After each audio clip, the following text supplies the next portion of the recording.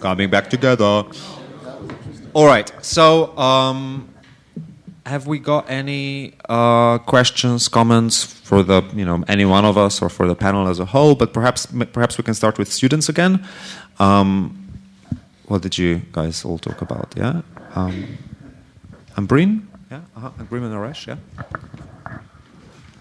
My question is from Sarah.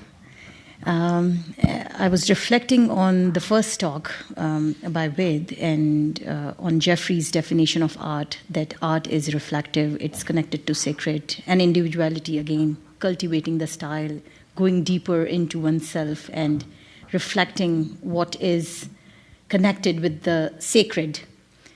I'm wondering how art could be political if it is very individual and it's related to sacred and it maps the human soul, borrowing the words from Jeffrey's definition of art. Mm-hmm. So if it maps the human soul, how it is political? Is it political in social realm? Is it political in the sacred realm? And how is it?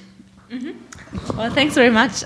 So we were actually discussing this a little bit in the break, over the coffee break, what this definition of the sacred means, right? Because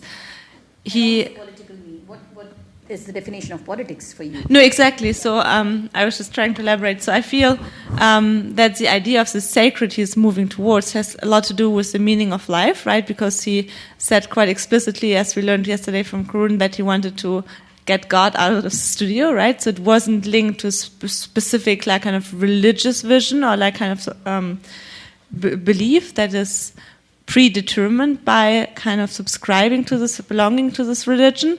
So the sacred was something more open, maybe like an encounter with meaning, that life is meaningful and that this meaning is given or bestowed by the experience of the sacred. So I was wondering whether maybe the political nature of this could be this experience of meaning, because also what politics is doing, right, is trying to formulate a vision for a community that allows everyone, every individual in this community to live and lead a meaningful life. So I think maybe there would be an overlap.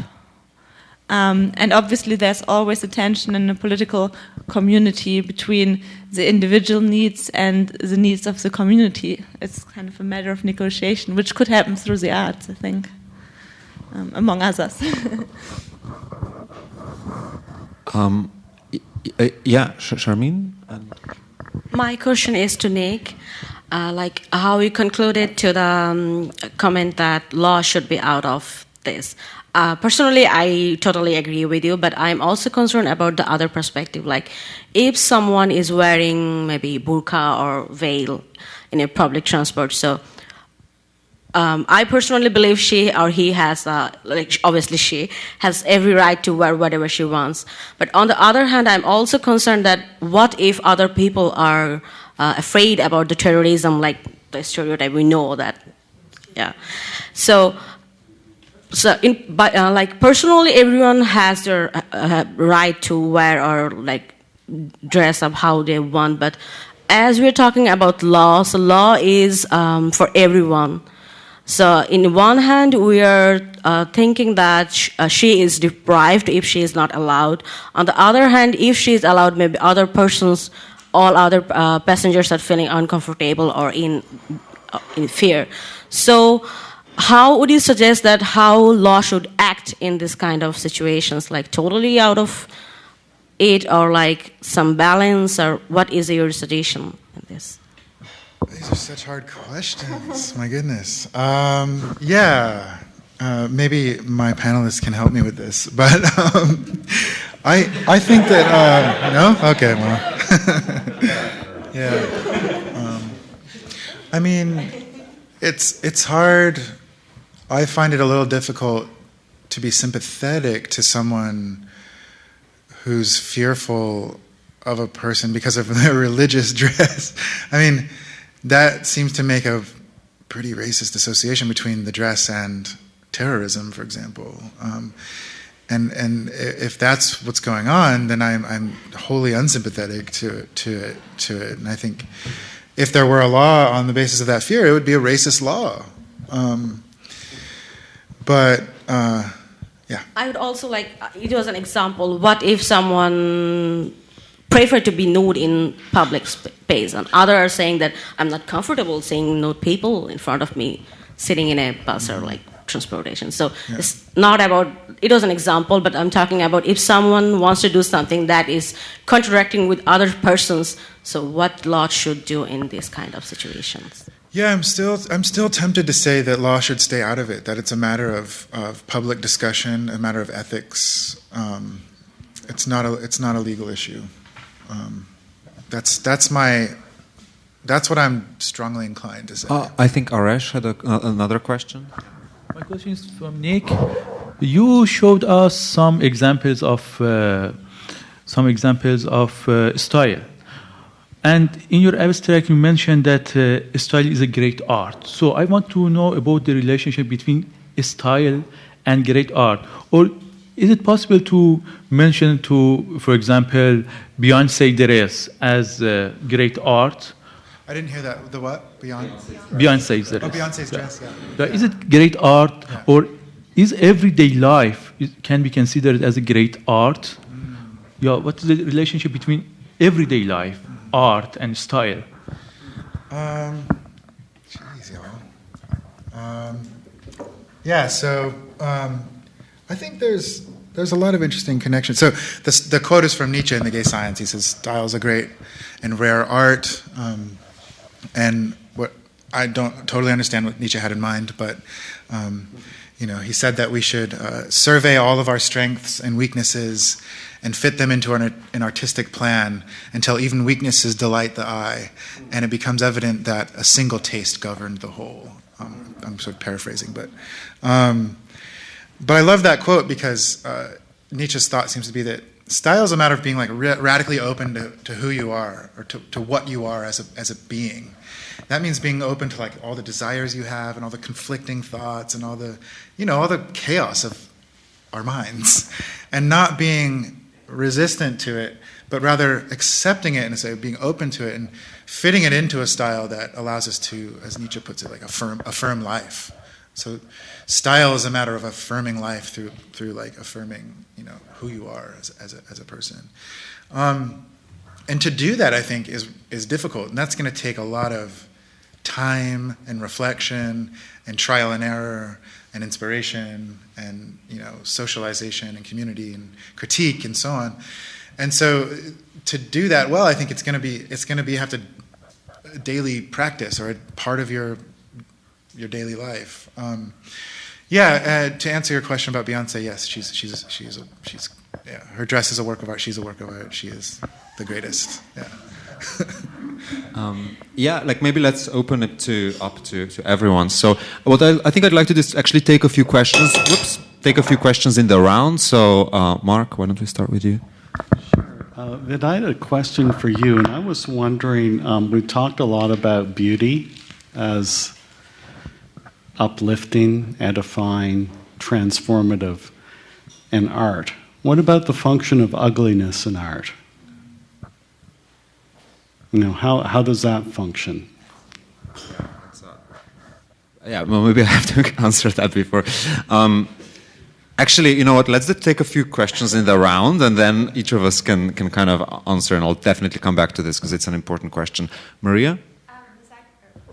This actually sort of relates directly to what you said. I'm curious about whether or not you agree with aspects of or reject the idea of the concept of art for art's sake, kind of stemming back to the whole aesthete movement that was happening in the later 19th century, and whether or not you believe that there actually was a political agenda behind what people like, say, Oscar Wilde were doing with both their art, their literature, and the way that they styled themselves. Okay, great. Art for art's sake. I think each of us, and I think Sarah, you could probably speak to this, and Nick as well. Have we got more questions in the round? Yeah, Pat. Something that in this incredibly interesting discussion about style that I was kind of aching to bring up is the way that style is so socially constructed.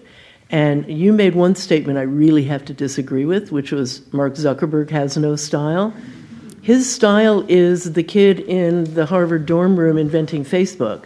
And he's using that image of youth in order to, sort of keep in this persona that he initially developed of the, kind of brilliant kid, while he is becoming one of the most ruthless capitalist exploiters, and really dangerously so with the introduction of the cryptocurrency, Facebook cryptocurrency. So his dress presents himself that way. Obama looks corporate, which is, he was not a left-wing Democrat.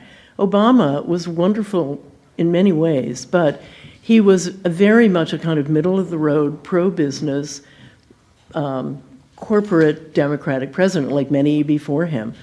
And so his style looks to me not like just, I'm not making a decision. It looks like I represent an incarnation of the powers that be in American life. So he's a representative, not of all the people, let's say, but of some people. And, he wanted to represent them all. But so I just wanted to introduce that idea. And I want to add to Maria's question. I grew up in public school when girls did have to wear skirts. So I was controlled, and I think it was sexist because, and I just want to get that word out there in response to the idea of rules controlling how women get to be presented, and at a vulnerable age. Okay, so we've got some great questions on ugliness, on art for art's sake, on style as socially constructed, and other issues Pat has just mentioned. Levi? Yeah, I have a similar question, particularly in relating art and style. Sarah and Vid both deal with art as relating to a political propaganda realm. And similar how you brought up, how can you relate style to being about not just ideals, but pushing a political agenda or propaganda, and maybe opening that up to the whole panel in terms how style and art can relate in this manner. Great. Let's maybe take just two more questions, and then we can. Well, yeah, maybe one more question, and then we can. I'll go. Yes, with you. I had a question for Sarah. You mentioned that art should challenge us to think further and to take on new perspectives, but you also said that the mural from South Africa you didn't consider art. And I just wanted to hear more about your distinction between what you said, good and bad art. I'm just wondering how you reconcile that. All right, so maybe let's start on, addressing some of these. I mean, of course, there's like kind of I think a dialogue between the questions themselves, and I'm trying to get as many people to speak as possible. So maybe I'll go first with the beauty and ugliness question that the big question that Mark brought up. So, I mean, as I said, I think beauty has had bad rap in some sense after the advent of the Second World War and various forms of totalitarianism, and I think for a good reason. And so I was sort of trying to resurrect this idea that beauty might play a more constructive role. But I think it is a matter of sort of strategical political positioning and responding to whatever happens to be the political situation in the day as to which way one might go. Now, to go more so I think thinking of, say, somewhere like Jeff's work or the kind of work that I was discussing, beauty then, I think, the role of beauty would be to suggest like a more utopian possibility, allowing us to reach further from our current reality to kind of project ourselves into that utopia. Now, what might be the place for ugliness? Should we then conclude that there is no role for ugliness to play? Am I forced to kind of conclude that? Now, I think that ugliness plays a role once we concede that this form of beauty can be abused, right? That one can point towards utopias, but in that very pointing create forms of existence which are oppressive. And so if one thinks of kind of very uniform, Stalinist art or very uniform Nazi art, or if one thinks, perhaps more pertinently of the kind of consumerism that we have, right? The kind of kitsch of consumerism. So that might kind of point towards, oh yeah, we're all harmonious, we're all getting along. It's like this is so great, and it might use beauty as a kind of a means to do that. And I think there, ugliness can kind of signal a kind of a descent, right, to sort of pull you back from that kind of false utopian thinking. both in art, and we've got sort of a nice example of that in the Nike of Baghdad, which Kurun showed us, right? Which is one of the few of Jeff's work where you actually have that kind of dissonance built into it, where the forms don't quite match up, I think is a kind of a criticism of what's going on. But in terms of style, I mean, like, I remember, being 14, just at the age of sexual maturity, I guess, according to Nick's theory. But sort of, kind of really thinking like, I'm so into grunge, I really, really want to, look really ugly and wear these kind of army jackets and sort of messed up hair, right? And I think it is like a way of expressing like a dissensus from the kind of, march of everything's fine, everything's harmonious, right? And I think that's a very important thing to do. So, Sarah, do you want to take on the two questions? Yeah, sorry. So I think the La Polar question is really interesting. I mean, if you think that Achille Mbembe, who's an African philosopher, he said that La Polar is just a piece of deodorized dog shit. So he obviously had no time for La Polar, right? So for him, because there were so many political struggles to be fought in the black community, he felt that art always has to be political in a more kind of direct way than just being La Polar. And I think like it always is a political decision if you pursue like the aesthetics movement, like in Britain, for example, if they pursue this idea that you shouldn't have like a political agenda kind of directly engaged with this, is also a withdrawal of the political sphere, right? So it is political in some sense. I mean, this was a question, right? Like, And maybe I can also say something about the law question I think you raised, because I think I would disagree there with you. I think we need a bit more laws, because I'm very Platonic in the sense, and Plato had this idea of having the philosophers and the wise person, the practical wise person, who can then determine in each decision independently what would be the right judgment to make, but I think practically it's not working, and that's why we have laws. And if you think how legislation is made, there is so much thought, so much research to be put into a specific law in order to protect kind of a broad range of community and give some guideline for action. And obviously laws are not fixed, so they can be changed and challenged. But I think we do need laws in order to establish that we can live with each other. And I mean, Plato recognized that when he wrote as his final dialogue Nomoi, which means the laws, because he realized after his experience in politics that it's not possible to make an independent judgment very speedily in each decision. So you need some laws to guarantee that a community is functioning.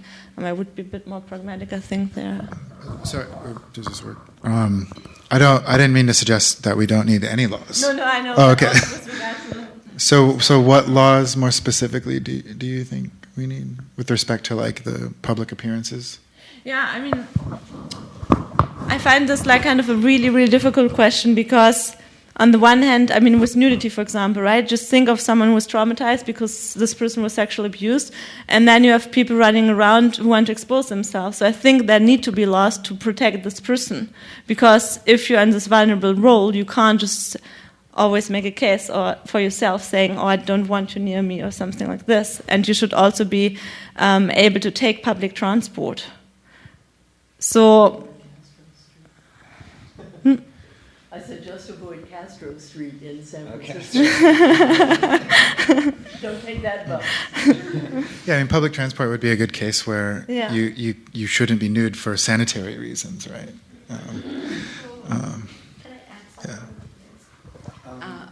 I would like to share that in Bangladesh there is a specific law named Information Communication System ICT, technology system. So by that law, if someone posted or says something in public, like social media or anything, and someone gets hurt by this comment or picture or whatever it is, he or she can get arrested without any bail or something like that. So it's really tricky. Like when you are creating a law to protect people and then using it to harm people or legislating on these matters can go both ways.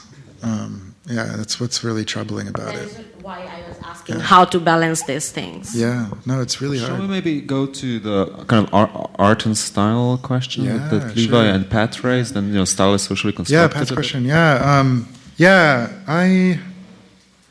I don't know if I agree about Zuckerberg, but I mean, one thing I've been thinking about in that connection is take two people who look exactly the same in terms of what they wear. So they're both wearing standard business attire, whatever. Suppose they're both men. They're wearing a gray two-piece suit with like a white or light blue shirt and a tie that just blends right into that, and black shoes, whatever. You know the look. Now we can imagine that although they look the same, only one of them has style, because only one of them thinks that in wearing those clothes they're expressing their ideals. Maybe they really are into being a business person, right? They just want to be a team player, want to exude confidence, and this is how they do it. The other person, they just have to wear that for work, and so for them it's a kind of uniform. They just put it on because it's the dress code. That person, on my view, is not that. They don't have style, at least in respect of what they're doing in that. They're not expressing their ideals. So there are these two ways of thinking about Mark Zuckerberg. On the one hand, is he just making up a uniform for himself and then putting that on, where there's no sense for him that this is expressive of the ideals he has, or is it more like what you said, which I found very interesting and not implausible? I mean, maybe that is what's going on. I tend to think of him as doing the former, but I'll think more about that because I really like that thought. So yeah. Well, I mean, I guess a further thought would be whether he has to know he's doing it for it to have that content. Yeah. I certainly wouldn't want my moral psychology of ideals to entail that you have to be aware of the ideals you have. I don't think that's plausible. James? Yes, I'd like to ask a question of the artists in the room, so Cindy and Levi and Mona and Vaughan, whether you think of yourselves as having an artistic style, and if so, how you arrived at that style, and if you have one, whether you see it as an extension of your personal style, if you have a personal style. So, I mean, it's to anyone, really. I'm just interested in hearing what artists have to say. Yeah, I really enjoyed the distinction of whether or not you're aware of it, and then there's this active volition to I'm gonna have this style, and yeah, you go back and forth because you think you're in control sometimes, and then you try to make this very active effort to have some sort of style, but then other times you have no control over it. It's just how you do things, and then it gets interpreted outside of yourself, and I think it goes back and forth of you making your own decisions, but then it's the other half of the work is how the viewer sees it. So yeah. Just briefly, there was a quote that resonated with me from Sarah's talk about expressing yourself in a democratic society and then kind of retrospectively sort of identifying with how you determined yourself in that moment. And I often think of art working that way. I don't have zero experience making art, where there's things, and I think it happens in writing too, where things happen in a certain way and you kind of are struggling for some aim. You have some aim, it's not totally clear, and then something happens in the work and you're like, oh wait, there it is, and then you start to organize things around that. It's just interesting. You think at times it feels really free, but then, I mean, even looking at Jeffrey Rubinoff's sculpture, it's so much of that, his time, this modern. You can definitely put anything in history, and it makes that gives a very clear narrative to your work that I don't know if Jeffrey would have ever knew that he was making modernist sculptures, but only you. But sorry, let's just mindful of the time. So maybe let's move to Levi. It would be interesting to hear from Mona and Vaughan. Yeah. Yeah, I think style in art making functions much in the same way as it does in fashion. It's your way of being in the world. It's your way of being in your practice, the decisions you make and whatnot. But one thing with that, the style which you choose in art making ultimately results in this beauty or some political or propaganda of what you guys are arguing for. And so I'm wondering, can't we see that same universal consequence in terms of all style, in terms of the politics of what you wear? Because I don't think a lot of the politics or what we're trying to propagate in our artwork is ultimately always consciously chosen, but it's rather arrived at in an ambiguous way. I think ambiguity is also what so central to Sarah's. I'd like to come back to that, but Vaughan?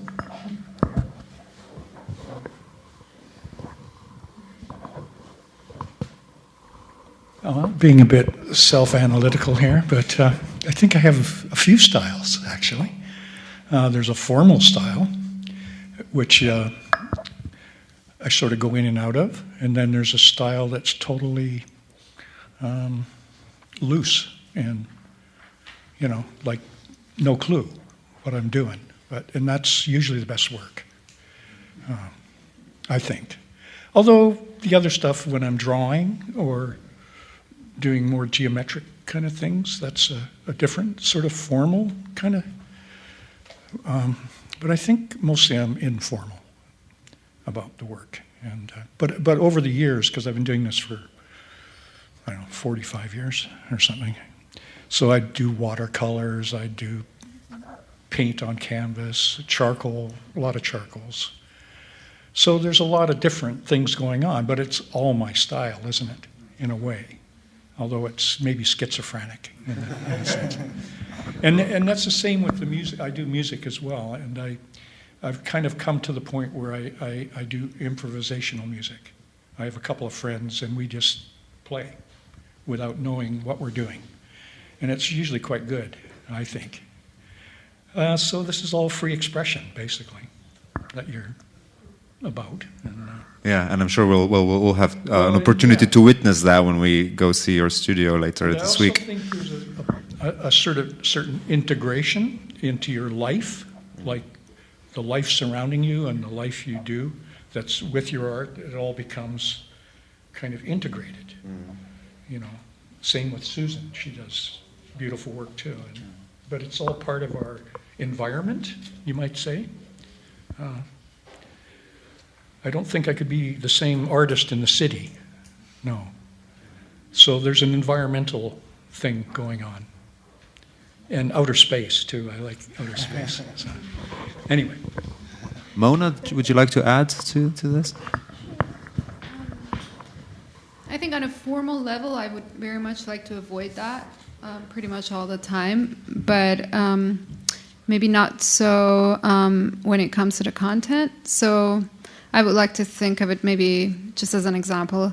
If I would think of how Hal Foster in Bad New Days would categorize post-'89 art, and thinking about those categories like abject, mimetic, and archival. So I would definitely, my work would definitely fit into archival. Great, and perhaps we should break for lunch.